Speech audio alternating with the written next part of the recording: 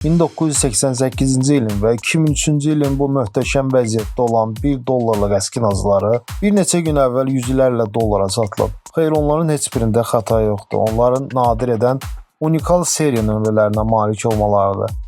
Üstəki 1988-ci ilin dollarında 5 rəqəmi düz 7 dəfə təkrarlanır.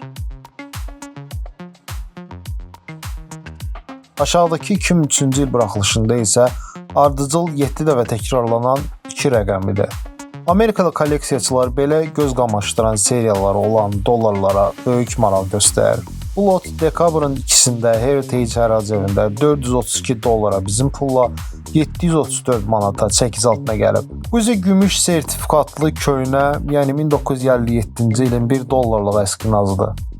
Gümüş sertifikat mənası odur ki, həmin illərdə istənilən vaxtda banklarda onun müqabilində, yəni dollara nə qədər gümüş düşürdüsə, həmin dolları təqdim edib gümüşünü gəlib götürürdün.